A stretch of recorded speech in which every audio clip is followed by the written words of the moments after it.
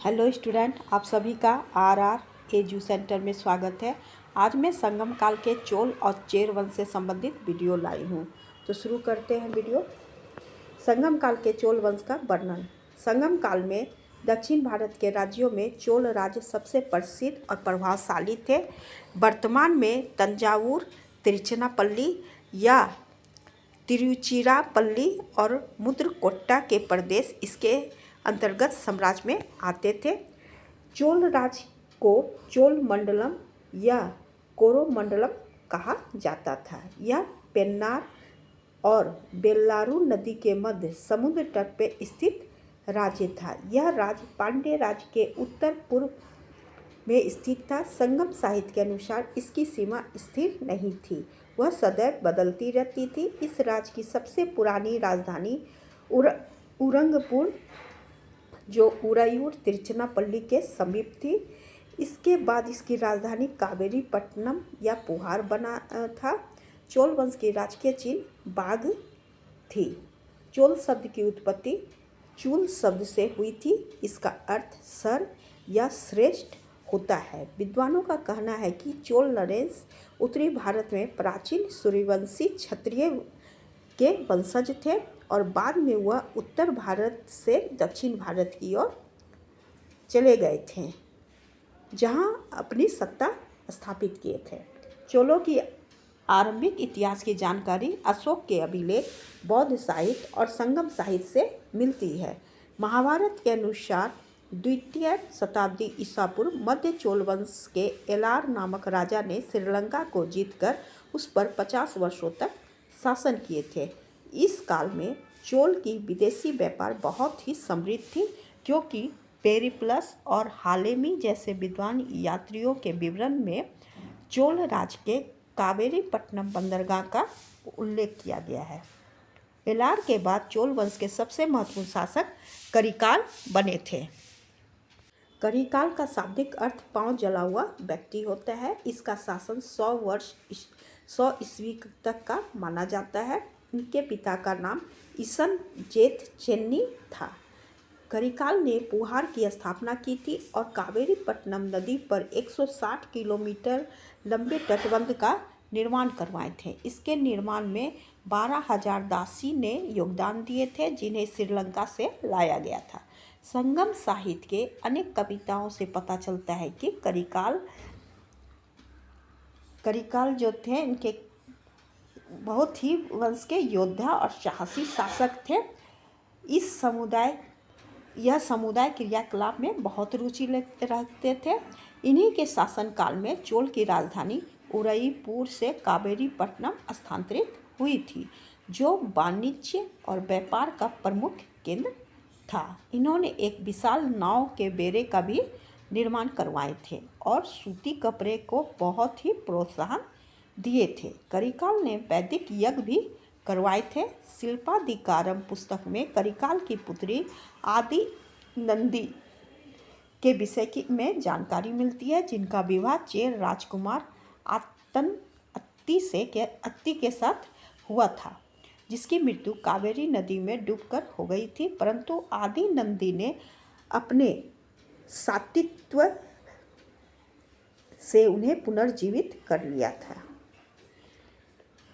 पेरुनर किल्ली करिकाल के बाद शासक बने थे।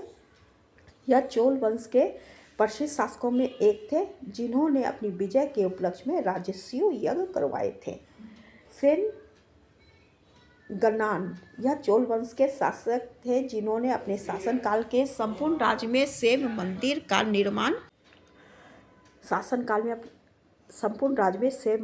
निर्माण करवाए थे।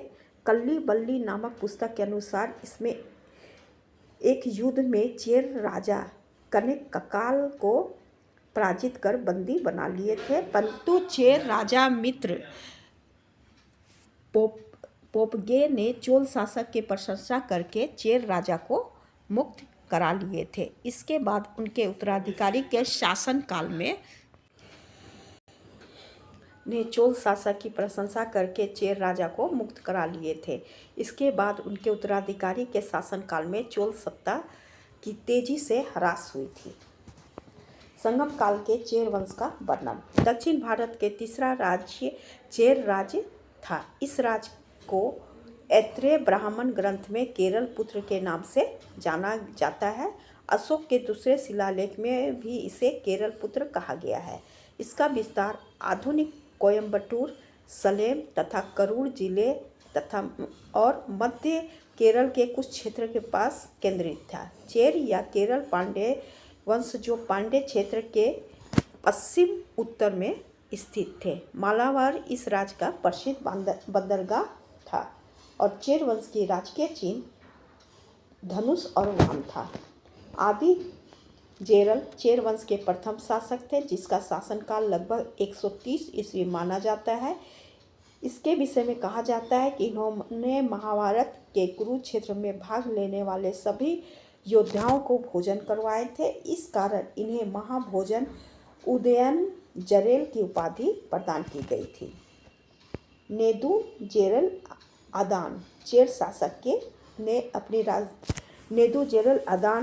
शासक ने अपनी राजधानी मदुरई को बनाई थी। इसकी उपाधि अधिराज थी।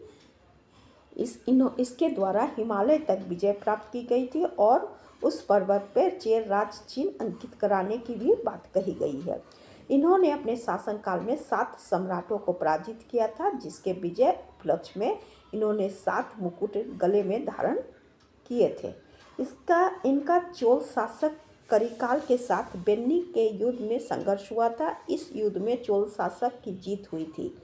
आदन ने व्यापार क्षेत्र में कदम्बू जनजाति के द्वारा बाधा डालने के कारण इनका दमन किए थे। कुटवन बाद के चेर शासक बने थे। नेदुजेरल आदान के छोटे भाई थे। कोंगू के युद्ध में सफलता प्राप्त करके इन्होंने चेर राज्य को पूर्वी तथा पश्चिमी समुद्री तक विस्तृत कर दिए थे।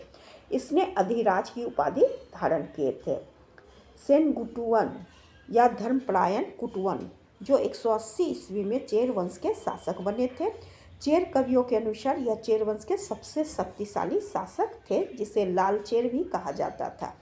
इसने अधिचेर की उपाधि धारण की थी। चेर राज्य में पत्नी पूजा या कनंगी पूजा आरंभ इन्होंने ही करवाई थी, जिसका उल्लेख 10 गीत में मिलता है। इन्होंने बलिपुरम के युद्ध में चोल शासक को पराजित किए थे और कदम्बों का विनाश किया था। इसके पश्चात इन्होंने कदल पिक्कोचित अर्थात समुद्र के पीछे हटाने वाले की उपाधि धारण की थी। पेरुन जेरेल इरमपोरई इनका शासनकाल संभवतः 190 ईस्वी में था। यह भी चेर शासक थे, जिसने दक्षिण में गन्ने की खेती का कार्य प्रारंभ करवाया था। कुटुक कोइलन जेरल इरमपोरई संगम काल के अंतिम चेर शासक थे। आंध्रों और पल्लवों के उत्कर्ष के कारण चेर राज्य की गति मंद हो गई और चेर राज्य इसके अधीन हो गए। चोल और चेर वंश से मेरा वीडियो यहीं तक था। Thank you.